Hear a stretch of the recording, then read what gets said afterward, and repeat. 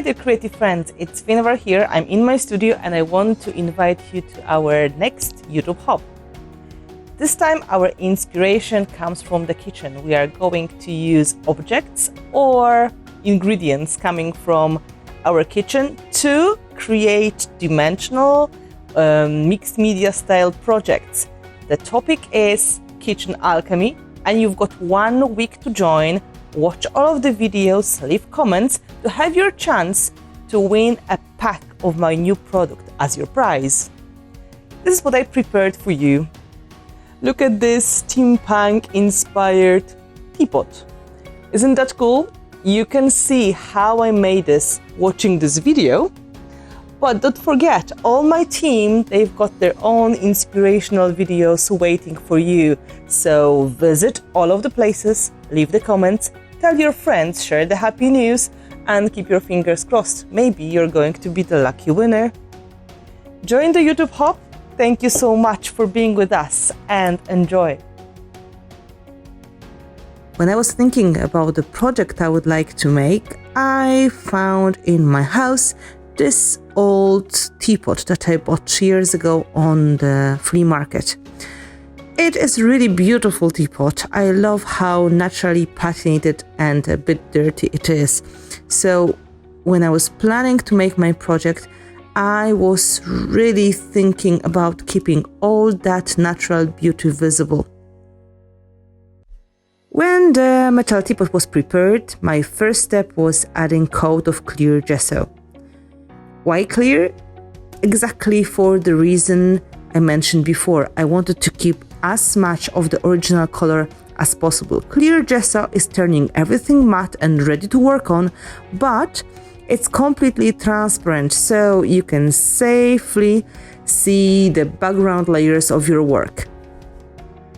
1 coat of clear gesso was really enough, but if you are not sure if your surface was very slippery, you can always put 2 coats. Remember, first dry the first coat, make sure it's really dry, and then you can apply the second. Then I started thinking about what can I do with this teapot, how can I change it into something interesting, and we came with the concept that maybe we can add some extra mechanical elements to it. So before I even started any proper mixed media work, Andrew, my husband, he took his power tools and he added 2 holes in the teapot so I can play with my mechanicals and create a really cool dimensional look. After I dried my clear gesso with the heat gun, I started to think what kind of embellishments I can put on my project. I started collecting mechanicals of different shapes and sizes. These are embellishments I made for Primo marketing, but you can find similar objects somewhere in your garage, at home, anywhere you like. This part of the process is really fun because you are trying to create the look of your collage, assemblage, dimensional home decor, and you need to use your imagination to think about the final result. And in fact, the more you play, the more fun it is. I was playing and fitting all the different elements, and when I had an idea, I started gluing some parts that I knew I want to put in the certain position together. And my choice in this case is always heavy body gel, one of my Art Basics gels, which is very strong and dries completely transparent and clear, and it's very, very strong adhesive that is going to hold everything in place. I dried my elements, but of course you can leave them on the side to dry naturally. This is a very good idea as well. And once they are ready, you can think about how to place them on your project. I was sure that just mechanical elements is not going to be enough. Luckily, in my collection, I have a lot of very different elements and supplies, and one of them, it's lace, and I found these beautiful lace flowers, and I decided they're going to be perfect background for my teapot. I used 3D gloss gel, which is a little bit thinner than heavy body gel, and using my fingers and brush, I started gluing the lace on the top of the teapot. I was trying to make sure that all of the lace is properly glued, so on some point I started using brushes as well.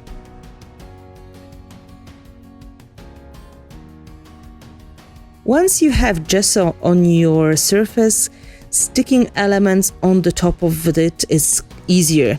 It's really the main purpose of using the gesso, to make your work easier, to make sure elements are going to stick and the paint is going to stay on your project. It's very important to start with the gesso, especially if you work on the slippery surfaces or the surfaces that will absorb a lot of paint or ink.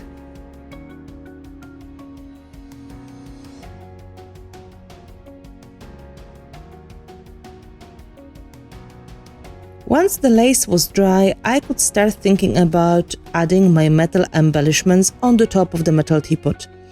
Because the elements were heavy and I wanted to make sure they're going to stay safely on the surface, I used my heavy body gel and I used a smaller brush to make sure all the empty spaces under the embellishments are really filled with the gel. So no matter what happens, they are not going to come off.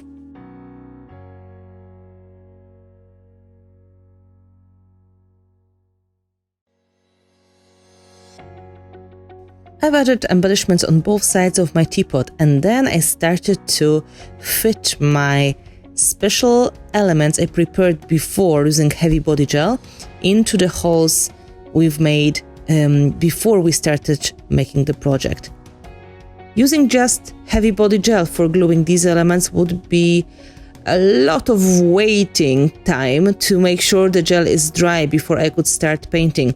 So I decided to take hot glue and to temporarily attach the elements to my teapot, and then when I will be adding more elements, to secure it all with the heavy body gel. For the bigger metal cog, I used a little bit of a hack. I put a little piece of stick inside to hold it into position when I was gluing. But later I could take this stick out, so you don't really have that in your project. If you're planning to make some dimensional mixed media, remember that hot glue is going to chip off sooner or later. So this is just a temporary solution for your projects. I know it's very tempting to just use the hot glue and leave it as it is, but unfortunately with the metal, plastic, glass, chipping off is almost, it's almost certain. I didn't really have any good experience using just hot glue. Sooner or later, elements were coming off. Once the elements were glued with the hot glue, I could start adding more of the small embellishments around the big cogs and secure them with heavy body gel. I had them prepared and I was planning to use a lot of smaller elements to create this really rich and baroque look, but I didn't want to. I was just really trying to focus on these two elements, not spreading too much to the sides.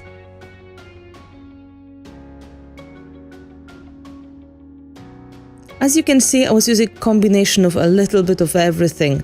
I was using pebbles, I was using mechanical elements, so my embellishments from Prima. I was also adding some lotus flowers, which are also metal embellishment I've made. And every time when I was gluing something, I was making sure it's going to stay properly in place. So I was quite generous with application of the heavy body gel, but then I was trying to clean it off with the brush if I decided it was a little bit too much.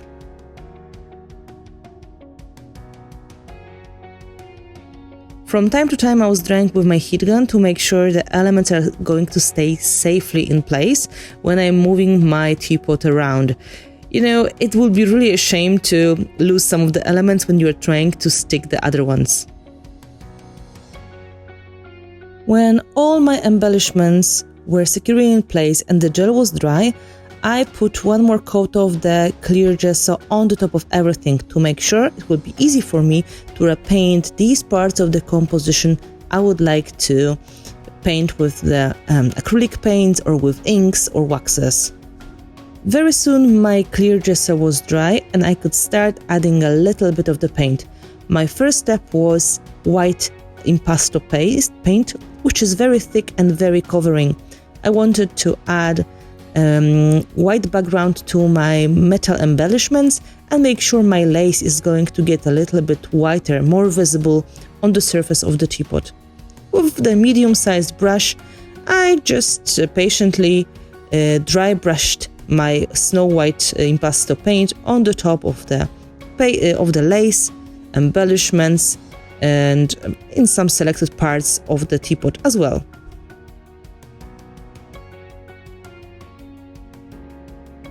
After that, I had to dry my paint with the heat gun so I could continue with other colors.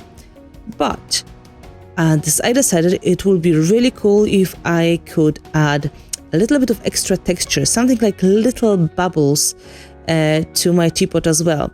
I've decided to use my crystal colored, transparent beads from one of the first collections I made for Prima, and I attached them using matte gel. This is soft matte gel, which is the most liquid of my gels, and it has beautiful permanent, transparent and matte finish. It's great as adhesive or the sealer for your project as well.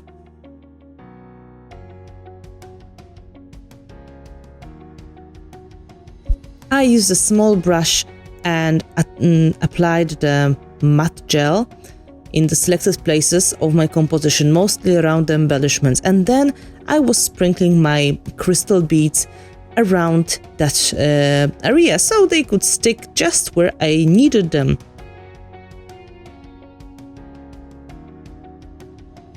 After drying and removing the stick from the inside, I could finally start painting. My first layer of paint was liquid acrylics, and I picked colors of shades of black and brown and rusty. So there is umber, burnt sienna, and black color on my palette, and I was using small brush to put the paint just in the empty spaces between the texture of my lace and my embellishments, and then sprayed with water to make sure the paint will float in all of the empty spots. I could use the paper or the baby wipe to remove the excess of the paint to make sure the tops will be still white and visible.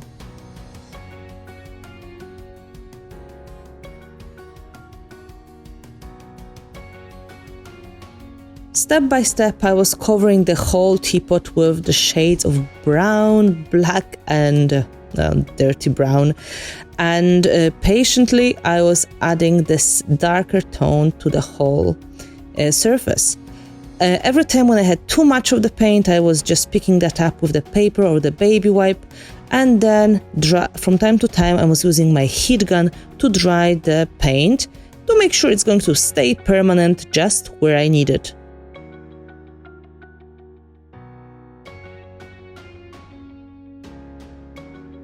When I was happy with the shades of grey and dirty brown, I decided to add a little bit more of the rusty touches to it. This is when I took my carmine liquid acrylic and mixing that with browns and blacks and water, of course, I started adding some more intense accents on the top of my mechanical elements. And again, whenever I felt there was too much paint, I was picking that up with the baby wipe.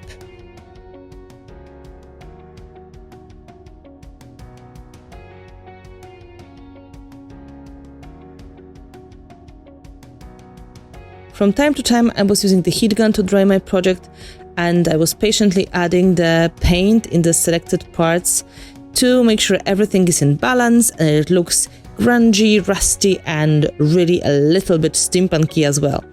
It was really enjoyable process, and it was really hard to stop, to be honest. So when you are doing this kind of project and you would like to see the background color of it, remember to stop yourself before it's too late.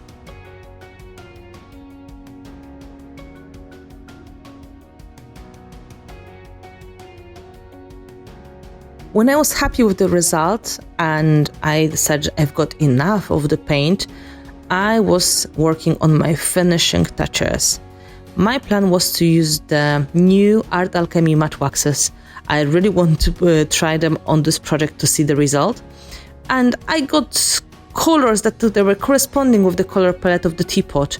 So I was using rusty brown and rusty red. There was charcoal black and old white. But honestly, in the end, I realized that I only need 2 colors to make this project really what I wanted. So first of all, I started with the black charcoal color, which I applied with a very, very small brush and trying to make extra shadows around my embellishments and inside of the pieces of lace. I quickly realized that having wax on my hand is not going to be very convenient, so I used the palette to make sure I can get rid of the excess of the wax from my brush. And step by step, patiently, I was adding extra shadows, and when I had too much of the wax, when it was still wet, I could pick it up with the paper or the baby wipe. Remember, you have to do it quite quickly because once the wax is dry, it's going to turn permanent and water resistant. So if you apply too much, you have just a couple of minutes when you can remove the excess of the wax.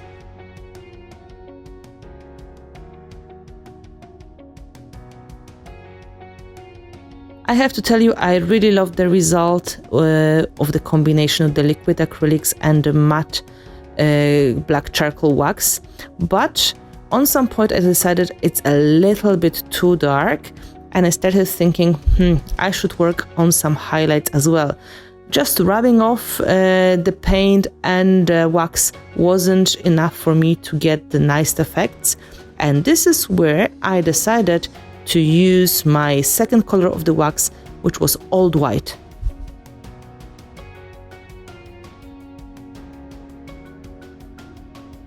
I've just waited a little bit for my black charcoal wax to get dry so the waxes won't mix with each other, and then using my finger I started rubbing old white matte wax on the top of the embellishments, on the top of the lace, just touching the tops of it to highlight that and add this beautiful matte finish, so the effect will be even more dimensional.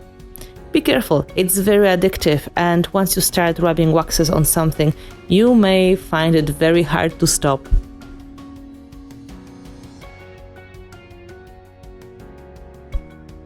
Slowly, the project was coming together. I was playing with the wax, highlighting some parts of the composition, making sure all the important details are visible, and soon my teapot was ready. I have to tell you one secret: when I make projects like that, I make the videos for the YouTube HOP or just to show you some of the ideas, I really make things that I really want to keep on my own shelf at home. So this teapot is going to be proudly standing somewhere in my collection, and I intentionally made sure it's going to be still usable, maybe as a flower pot or maybe a container for my brushes. So I didn't really put anything inside of it, so I can later decide for what kind of purpose I want to use it for.